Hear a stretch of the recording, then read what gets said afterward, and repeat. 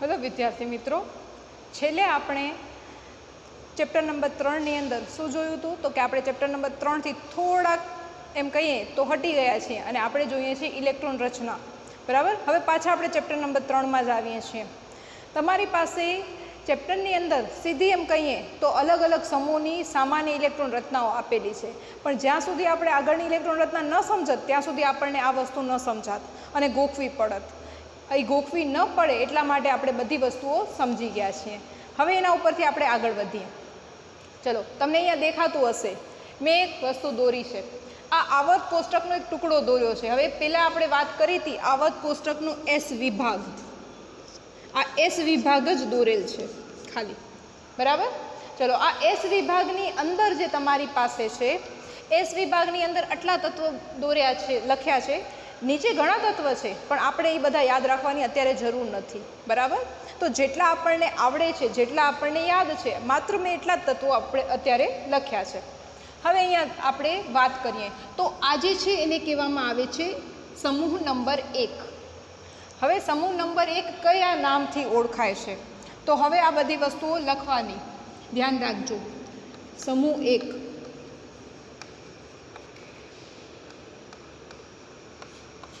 સમૂહ 1 જે છે એ કયા નામે ઓળખાય છે તો એનું નામ છે આલ્કલી તત્વો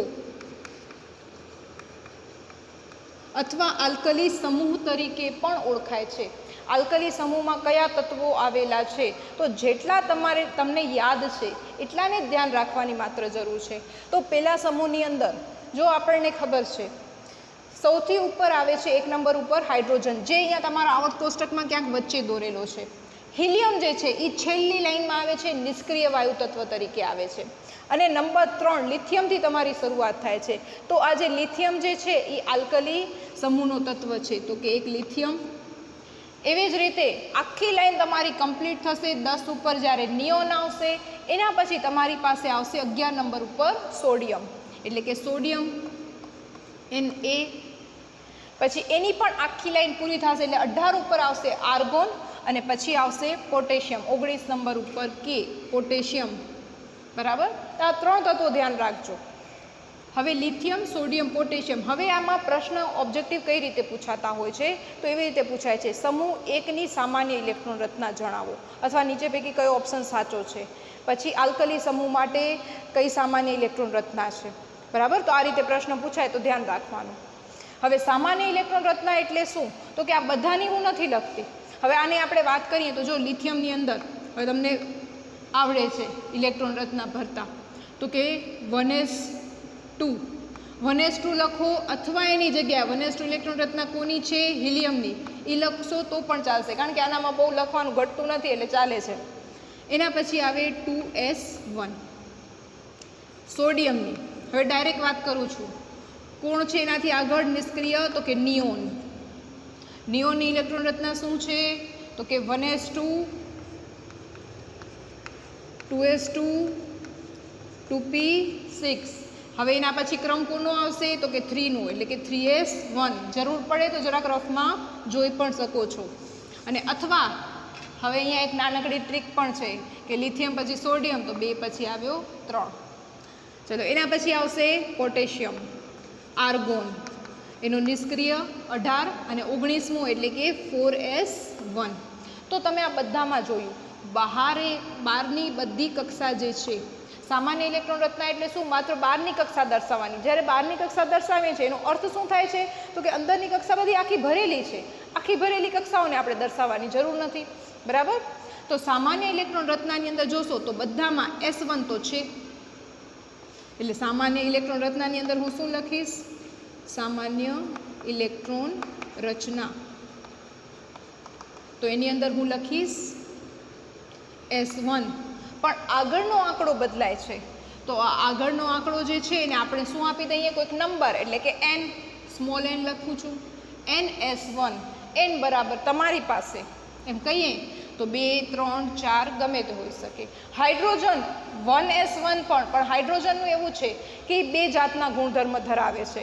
જ્યારે આપણે ડિટેલમાં આગળ વાત કરશું ત્યારે તમને ખ્યાલ આવી જશે. એટલે હાઇડ્રોજનને બને ત્યાં સુધી આલ્કલીમાં ન લખવું. બાકી 1s1 જે છે એના પ્રમાણે હાઇડ્રોજન એમ કહીએ તો તમારી પાસે આ ઇલેક્ટ્રોન રચનામાં આવે છે. બરાબર. અને હાઇડ્રોજન 2 સમૂહમાં આવતો હોવાથી એમાં નક્કી નથી થતું, એટલે તો બિચારાને વચ્ચે લટકતો રાખ્યો છે. ચાલો હવે એના પછી વાત કરીએ બીજા સમૂહની. સમૂહ નંબર 2. આ તમારો બીજો સમૂહ. હવે સમૂહ નંબર 2 માટે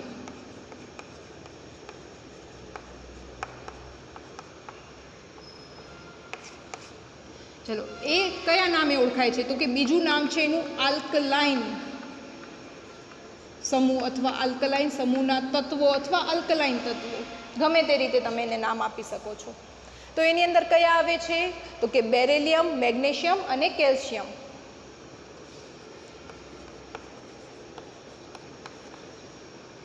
સામાન્ય ઇલેક્ટ્રોન રચના,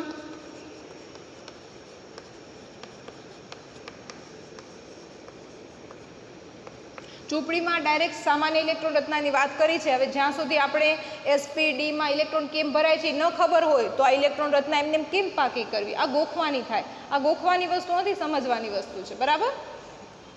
ચલો હવે બેરિલિયમની વાત કરીએ, મેગ્નેશિયમની વાત કરીએ અને કેલ્શિયમ. હવે ઇલેક્ટ્રોન રચના ફટાફટ આપણે લખીએ છીએ. બેરિલિયમ કોણ છે? તો કે આગળ નિષ્ક્રિય તત્વ હિલિયમ, એના પછી તો કે 2s2 થઈ ગયા. એની પાસે 4 ઇલેક્ટ્રોન, 2 હિલિયમના, 2 આ. મેગ્નેશિયમ તો પહેલાં આવશે નિયોન અને પછી આવશે 3s2 એટલે કે 10 ને 2 12. મેગ્નેશિયમનો પરમાણુ ક્રમાંક 12. કેલ્શિયમનો પરમાણુ ક્રમાંક છે 20 એટલે આર્ગોનના 18 અને 4s2. બરાબર. તો હવે આ બધામાં જોયું, હવે તમે પોતે બનાવશો. s2 બધામાં આવશે અને અહીંયા 2, 3, 4 હજી આગળના તત્વ યાદ હોય તો આપણે 5, 6 બનાવી શકીએ. અત્યારે આપણે આટલાની જ જરૂર છે. તો સામાન્ય ઇલેક્ટ્રોન રચના આપણી આવી ગઈ. આ s2 અને આંકડો બદલાય છે તો ns2. બરાબર. તો વળી પાછો એ જ પ્રશ્ન, આલ્કલાઇન તત્વોની સામાન્ય ઇલેક્ટ્રોન રચના ns2 છે. બરાબર. એટલે આ ધ્યાન રાખજો. ચલો હવે એના પછી વાત કરીએ. આ એસ વિભાગની વાત થઈ ગઈ. હવે આપણે જઈએ પી વિભાગની અંદર. બરાબર. પી વિભાગ આવર્ત કોષ્ટક જરાક તમે જોશો તો પહેલાં એસ વિભાગ છે, વચ્ચે ડી વિભાગ છે અને છેડે પી વિભાગ છે. તો પી વિભાગની અંદર ટોટલ તમારી પાસે 6 ખાના છે. બરાબર. આ 1, 2, 3, 4, 5 અને 6. આ ખાના મેં નાનકડા દોર્યા છે કારણ કે આ 3 ખાનાનું અત્યારે આપણને કોઈ કામ નથી. આપણે અત્યારે આ છેલ્લા 3 ખાના માટે વાત કરવાની છે. ચલો હવે એની અંદર તો કે આપણે વાત કરીએ તો હવે તમને ખ્યાલ હશે આવર્ત કોષ્ટકની અંદર તમારી પાસે ટોટલ કેટલા સમૂહ આવેલા હોય છે? તો કે 18 સમૂહ આવેલા છે. બરાબર. અહીંયાથી આપણે 1 અને 2 એવી રીતે નંબર આપવાની શરૂઆત કરી. તો 1 અને 2 આના પછી વચ્ચે ડી વિભાગ. તો ડી વિભાગની અંદર આપણે હમણાં જ ભરી ગયા 10 ઇલેક્ટ્રોન ભરાય તો એના હિસાબે 10 તત્વ અહીંયા આવશે. એટલે 3, 4, 5, 6, 7, 8, 9, 10, 11 અને 12. એટલે 12 સુધીના સમૂહ અહીંયા આવશે. એના પછી 13, 14, 15, 16, 17 અને 18. એટલે 13 થી કરીને 18 સુધીના સમૂહ જે છે અહીંયા પી વિભાગમાં આવશે. આ 13, 14, 15, 16, 17 અને 18. બરાબર. હવે અત્યારે આપણે છેલ્લા 3 સમૂહ માટે જ વાત કરવાની છે. એટલે કે હવે આપણો સમૂહ નંબર કયો થયો? તો કે અત્યારે આપણે વાત કરીએ સમૂહ નંબર 18 માટે. કારણ કે સમૂહ નંબર 18નું નામ બધાને ખબર હશે. કયા નામે ઓળખાય છે? નિષ્ક્રિય વાયુઓનો સમૂહ અથવા નિષ્ક્રિય સમૂહ પણ કહેવાય છે.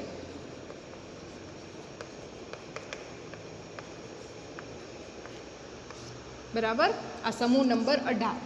ચલો સમૂહ નંબર 18 ની અંદર કોણ આવેલું છે? તો આમ તો શરૂઆતની અંદર તો આપણી પાસે આવર્ત કોષ્ટકમાં જો પરફેક્ટ વાત કરીએ તો આ રીતે આ 18 નંબર અહીંયા હિલિયમ આવેલું હોય છે, બરાબર, કારણ કે એની અંદર ખાલી એસ જ કક્ષા છે. એના પછી જેમ નીચે જઈએ એમ તમારી પાસે આવે છે નિયોન અને આર્ગોન. હવે ખાસ ધ્યાન રાખજો, હિલિયમની ઇલેક્ટ્રોન રચના કેટલી છે? 1s2. ચલો નિયોન ઇલેક્ટ્રોન રચના કેટલી થશે? તો કે તમારી પાસે હિલિયમ લખી નાખો અને એના પછી તો કે 2s2 આખી ભરેલી છે અને 2p6 પણ આખી ભરેલી છે. આર્ગોન તો એનાથી આગળનો નિષ્ક્રિય કોણ છે? તો એનાથી આગળનો નિષ્ક્રિય છે નિયોન. પછી 3 નંબરની આખી ભરેલી છે 3s અને 3p પણ આખી ભરેલી છે. તો આ રીતે.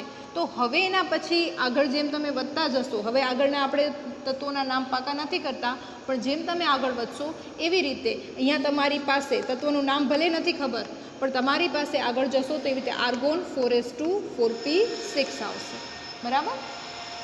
હવે એનો અર્થ શું થયો? તમારી પાસે આ સામાન્ય ઇલેક્ટ્રોન રચના થઈ કે એસ કક્ષક જે છે એ પણ આખી ભરાયેલી છે 2 ઇલેક્ટ્રોનથી અને પી કક્ષક પણ 6 ઇલેક્ટ્રોનથી ભરાયેલી છે.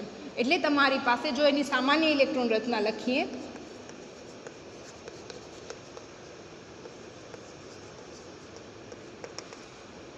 તો S2 અને P6, પણ જે આંકડો અહીંયા છે એ જ અહીંયા રહે છે. એટલે કે અહીંયા ધારો કે N છે તો અહીંયા પણ આવશે N, એટલે NS2 NP6 એની સામાન્ય ઇલેક્ટ્રોન રચના થશે.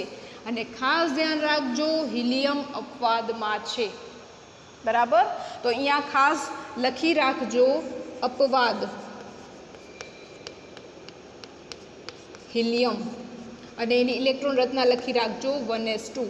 કારણ કે ઘણી વખત પ્રશ્ન એવો પૂછાતો હોય છે, નીચે પૈકી કયો નિષ્ક્રિય વાયુ પી કક્ષા ધરાવતો નથી?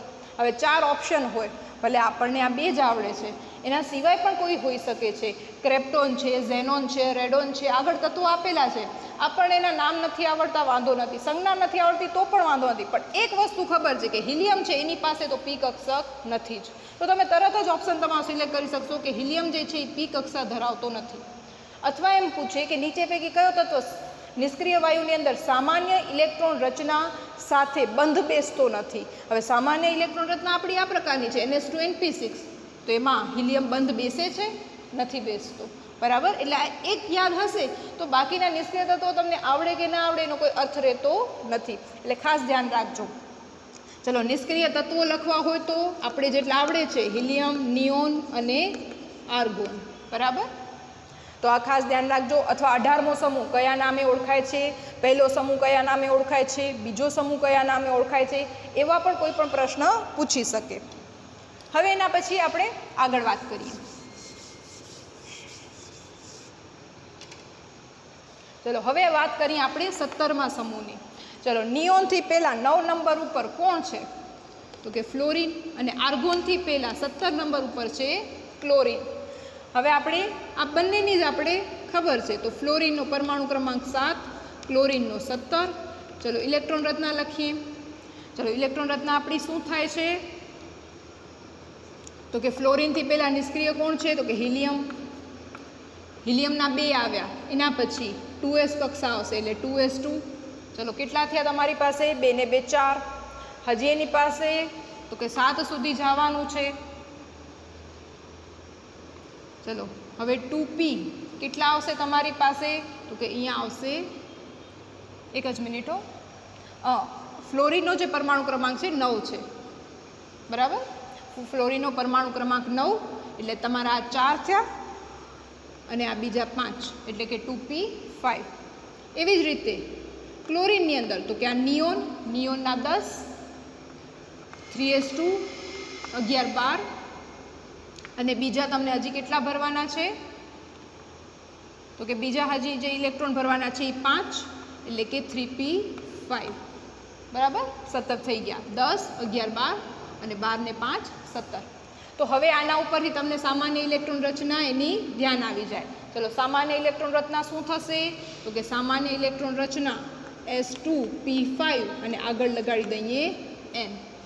પણ હવે આ સમૂહનું નામ તો કે 17મો સમૂહ જે છે એ હેલોજન સમૂહ તરીકે ઓળખાય છે. બરાબર, તો આ ધ્યાન રાખજો. ચલો લખીએ આપણે.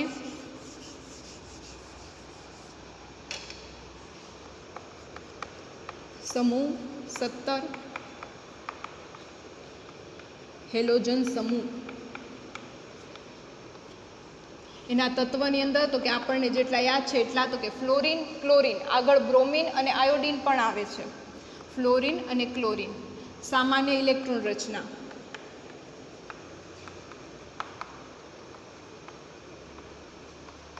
ચલો શું થશે? તો કે NH2 અને NP5. બરાબર. હવે 16મો સમૂહ.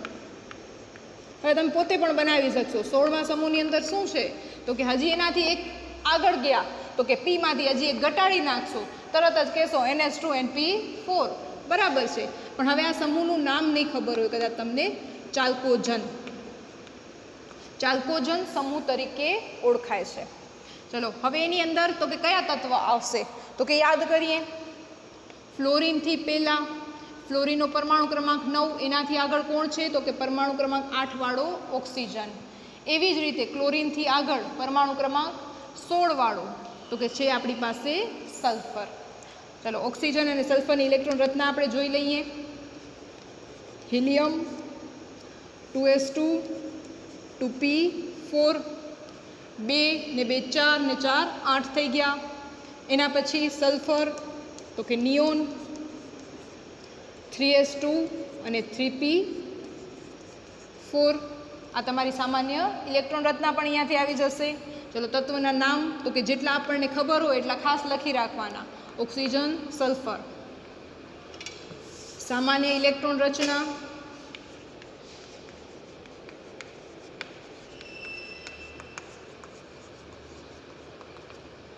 તો કે NS2 NP4.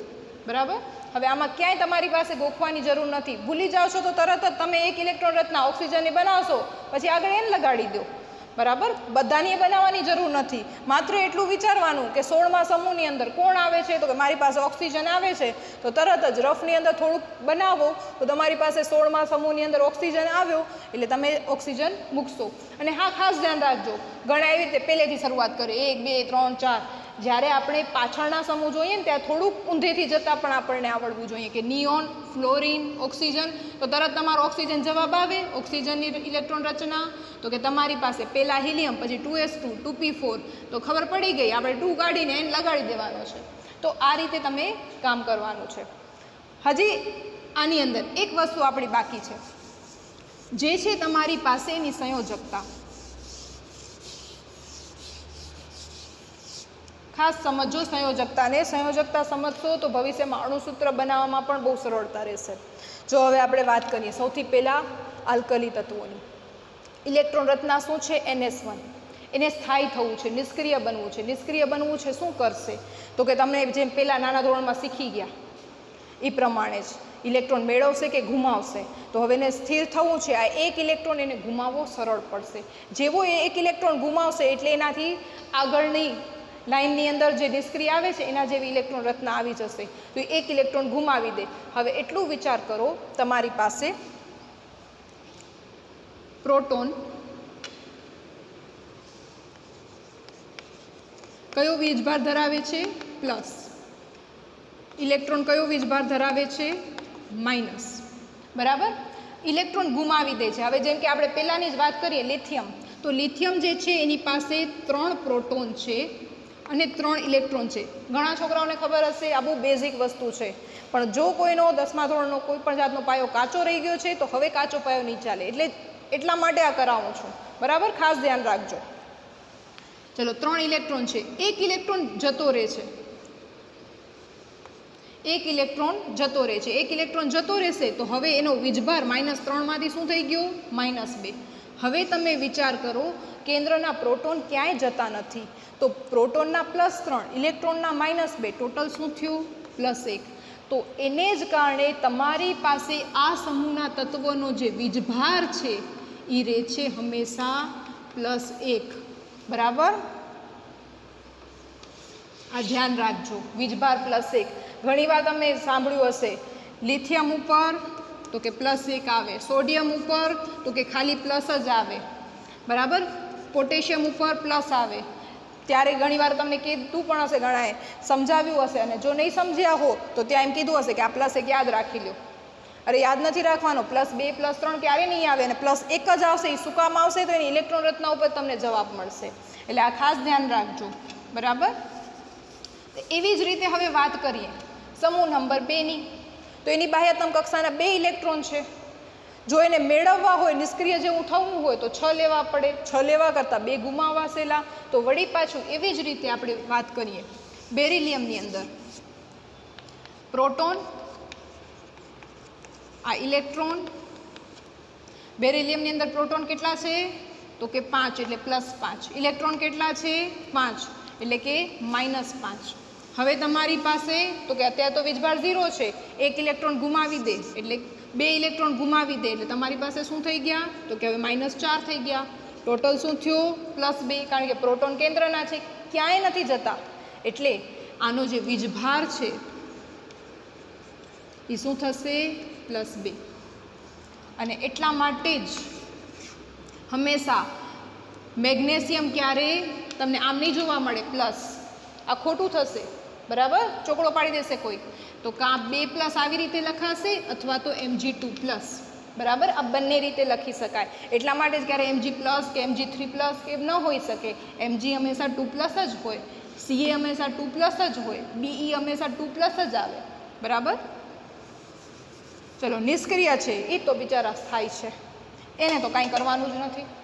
એટલે એ નહીં ઇલેક્ટ્રોન લે નહીં ગુમાવે, તો એનો તો વીજભાર 0 છે ને 0 જ રહેશે. હવે વાત કરીએ વળી પાછા હેલોજન પાસે. બાહ્યતમ કક્ષાની અંદર નિષ્ક્રિય જેવું થવું છે. નિષ્ક્રિય જેવું એટલે કે આવું બનવું છે, Np6 વાળું, બરાબર. આ Np6 છે ને એના જેવું બનવું છે. 1 ઇલેક્ટ્રોન મેળવશે. હવે મેળવશે તો શું થયું તો કે આપણે વાત કરીએ ક્લોરીન માટે. ક્લોરીનની અંદર કેટલા પ્રોટોન ને કેટલા ઇલેક્ટ્રોન તો કે ક્લોરીનનો પરમાણુ ક્રમાંક કેટલો 17 પ્રોટોન 17 ઇલેક્ટ્રોન. હજી 1 ઇલેક્ટ્રોન બહારથી લઈ આવ્યો તો થઈ ગયા 18. ટોટલ થયો -1.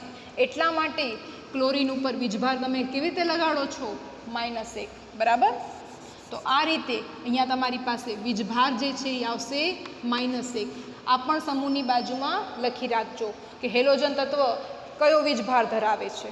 તો બધા halogen F-, Cl-, bromine, iodine બધા ઉપર -1 જ આવશે હંમેશા. ક્યારે -2, -3 કે પ્લસ ચાર્જ થશે નહીં. એવી જ રીતે હવે ચાલ્કોજનની વાત કરીએ તો ચાલ્કોજન એને સ્થાયી થવું છે, 2 ઇલેક્ટ્રોન લઈ આવશે. વાત કરીએ ઓક્સિજનની. ઓક્સિજનનો પરમાણુ ક્રમાંક 8 એટલે પ્રોટોન 8, ઇલેક્ટ્રોન 8. હજી 2 ઇલેક્ટ્રોન લઈને આવે છે ક્યાંકથી તો થઈ ગયા -2 વીજભાર. +8 -10 -2, બરાબર. તો એવી રીતે અહીંયા તમારી પાસે એનો સામાન્ય વીજભાર શું થશે તો કે -2. એટલા માટે જ ઓક્સિજન ઉપર -2, સલ્ફર ઉપર -2, અથવા તો ઓક્સિજન ઉપર આમ 2 વખત માઇનસ પણ કરે છે ઘણી વખત, બાકી મોટે ભાગે આનો ઉપયોગ કરવામાં આવે છે. તો ધ્યાન રાખજો ક્યારે ઓક્સિજન ઉપર ખાલી માઇનસ લખીને નહીં આવતા. તો આ રીતે તમારી પાસે એમ કહીએ તો એની ઇલેક્ટ્રોન રચના ઉપરથી કેટલી બધી વસ્તુઓ નક્કી થાય છે. એના વીજભાર છે એ દરેક બાબતો એના ઉપરથી જ નક્કી થતી હોય છે. એટલા માટે પરમાણુ ક્રમાંક ખૂબ જ અગત્યના, એના ઉપરથી એની ઇલેક્ટ્રોન રચના અગત્યની.